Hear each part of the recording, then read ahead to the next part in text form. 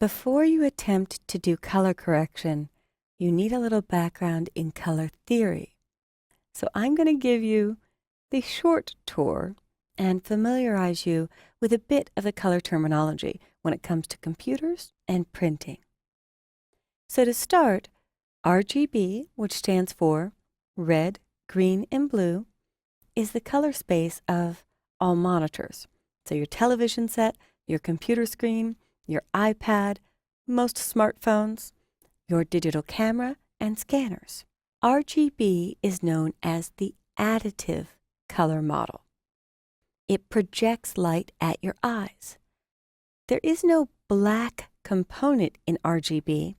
Black is the absence of light. And a little way to see what's happening when you mix red, green, and blue together is with a Photoshop blending mode.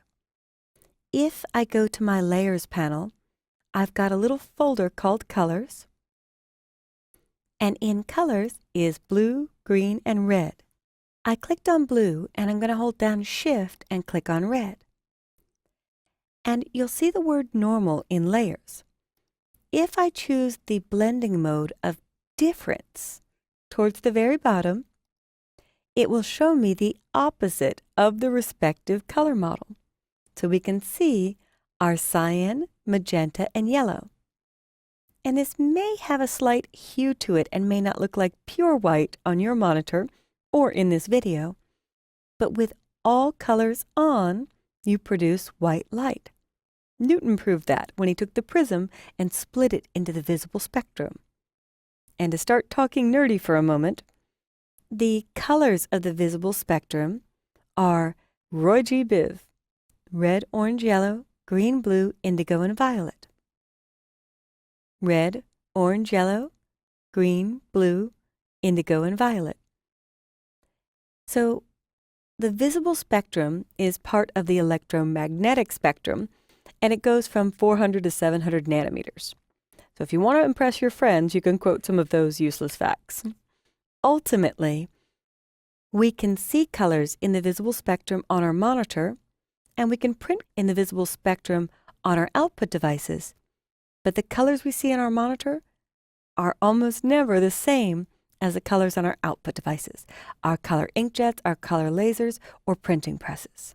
If I look at the print color space, cyan, magenta, yellow, and black. C, M, Y, and K is black. There's a few acceptable reasons that K is called black. One is B is already taken for blue. The second is, in the print world, the K was the key plate. It had the structure of the job. It had the text. So they might do foreign language versions that had text in Spanish or French and English. So all the CMY, cyan, magenta, and yellow, could often be the same, but the key to the job was the black plate or where the text was. In the print world, white is the absence of ink or the color of your paper, and your paper may not be white. All inks on, all of the cyan, magenta, and yellow, in a perfect world would produce a pure black. However, our ink sets or ink cartridges or inks on our presses are not perfect. They contain contaminants.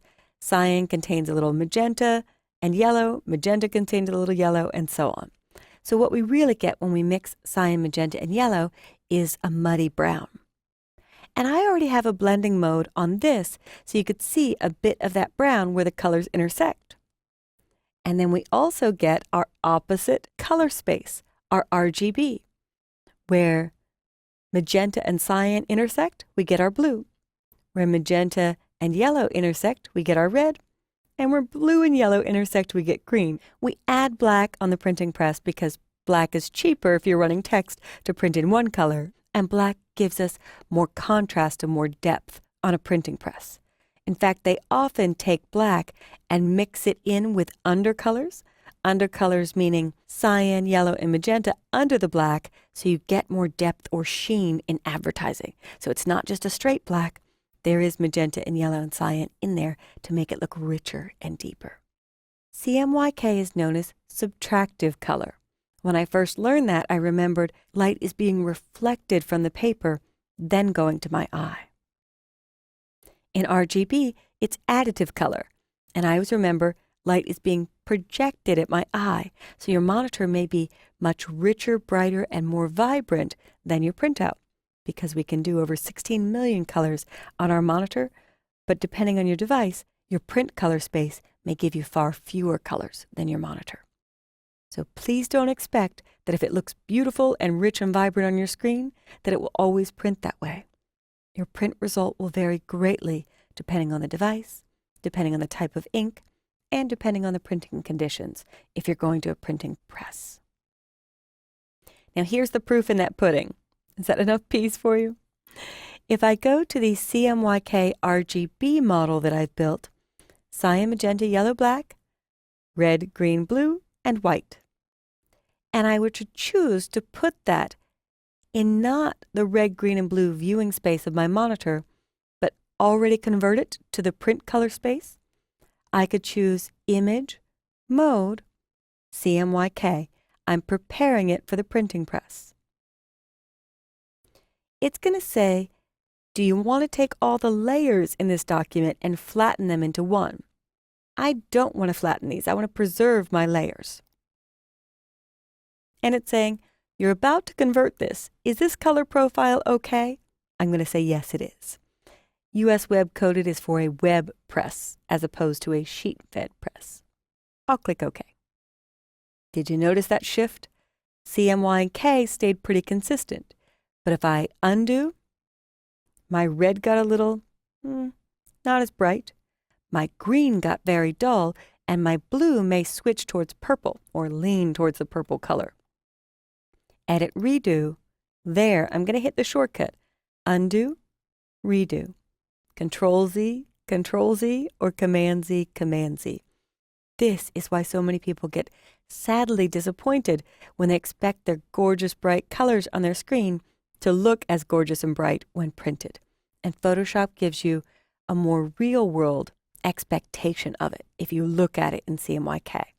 And you don't even need to go straight to CMYK. You can actually view it that way without committing to it. But I use this to let you know how far your color can change when it leaves your screen or when it's printed. Lastly, we'll try it again with the rainbow to see the whole visible spectrum of colors and what may shift. So Image, Mode, CMYK. Don't flatten. Click OK to the default color space. And this didn't look as bad. I could see it's in CMYK, but I have more tones and shades in between. So if I hit the shortcut to undo and redo, it almost looks like the rainbow shifted position, but it's really just compressing into color space. And when I do the undo and redo, you can see the breaks between the colors get more dull. And my blues in RGB aren't quite as vibrant in CMYK. So I know this is a lot of information if you've never done color correction or never had an explanation of monitor color RGB versus print color CMYK, but just let it all marinate. Come back tomorrow or next week while it's still kind of fresh, listen to the video again and see if it starts to make sense what's happening when it's going from RGB, the additive color space, to CMYK, the subtractive color space for print. Good luck and happy color correcting.